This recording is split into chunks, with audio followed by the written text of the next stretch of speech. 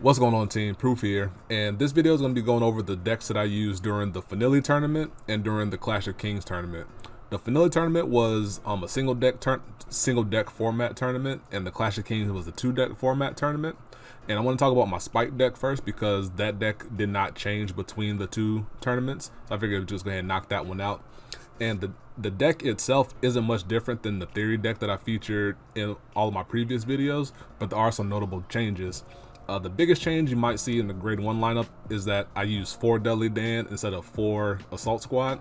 And the reason for that was me thinking that Deadly Dan was far and away a more important card to have early on in the game without having to use Mecha Trainer to find it.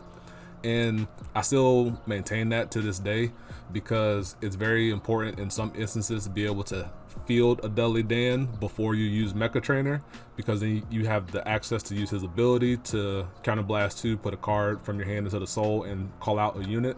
Very useful for leveraging your hand to get some clutter out. Maybe you have like a lot of general safe frees in your hand that you don't need more than one of. You can chuck it in the soul and call out an interceptor to help soak up a damage and maybe push more damage on your opponent.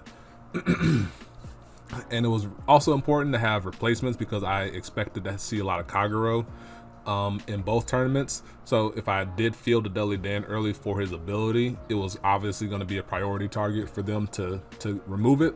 And then I can turn it around and have another Deadly Dan come down and then use the ability again, likely to provide some multi-attacking for me. So I thought that was important. And I thought it was more important than the Assault Squad because outside of having the Skydiver Assault Squad combo, the Assault Squad itself wasn't doing a whole lot because I don't play stand triggers. So I thought it was a easy trade to trade that in, excuse me, to trade it in and then put in the 4th Deadly Dan. And the worst comes to worst, I don't think it came up in the tournaments, I can't remember, but I could always use Deadly Dan's skill to line up an Assault Squad behind the Skydiver that I called out from hand. So that's where it was important. The other change that I made was that I used 3 Double Summoner and 2 Zachary. The reason I did that was because outside of Bracky and Panther, the rest of your grade 2s aren't spectacular, but at least Zachary was a 9k body that could be useful for taking out another intercept unboosted, unlike Double Summoner, which needs some help usually. So I thought about just taking one out and putting in the secondary Zachary, and I think it came up maybe once or twice. I can't remember that either, but I stand by that decision. If you choose to take this deck into the current meta of like MLB and stuff, you might want to make the change back. I don't know, I haven't tested it out myself, but in the context of the tournament, to me it was more relevant to have the extra 9k body over having the ability to use Double Summoner. And 3 Summoner was enough for it to be in deck if I needed to do the special Deadly Dan double dip with general safe free to try and get a 5th attacker on the board in the late game. So everything else remained the same. I'm very proud of how the deck performed. It didn't really let me down throughout the course of both tournaments. So I definitely am very proud of how it performed, and I wouldn't change a thing now looking back either. So that'll do it for this deck, and then I'm gonna show you guys the Kagero deck. And here's the Kagero deck that I used. Starting from the top and working my way down, of course you're gonna have Conroe as your starter for on-demand PGs. Then you have the 4 Bari because you need to have 4 Bari. Then 4 Bar, which is useful for early game power, like have a decent Vanguard to start off with. And then it also combined with the grade 3s in Graphite Cannon Dragon, have an on-demand 21k attacker against the world of 11k Vanguards, which I thought was gonna be useful. Had 2 Airmo for filtering purposes, because ideally, or usually, you want to be able to reduce your opponent's board while filtering out your hand for more intercepts.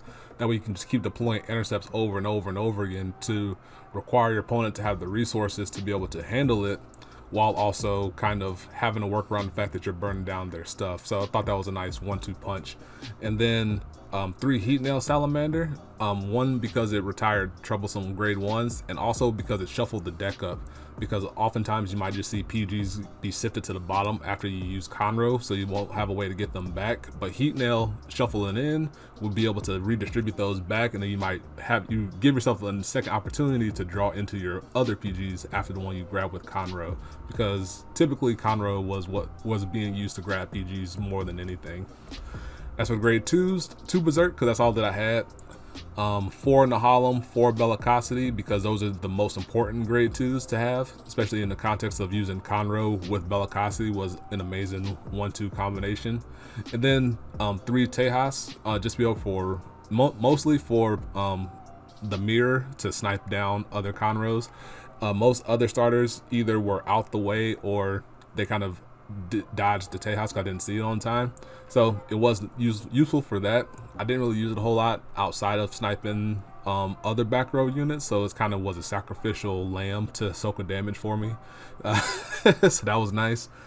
As for the grade 3s, 4 Dragonic Overlord, 3 Blockade, 4 Graphite Cannon Dragon, 1 Vortex Dragon, which was the MVP in my 4th round match against Charles Dinkles with the against his Dark Irregular deck, and then 1 Waterfall just to kind of help combine everything together, and it gave me another 11k Vanguard to use. Ideally, I would want to be sitting on Blockade for most of the game just to help ignore intercepts if I needed it to, especially going into the late game. But if not, then I would rather be sitting on an 11k Vanguard.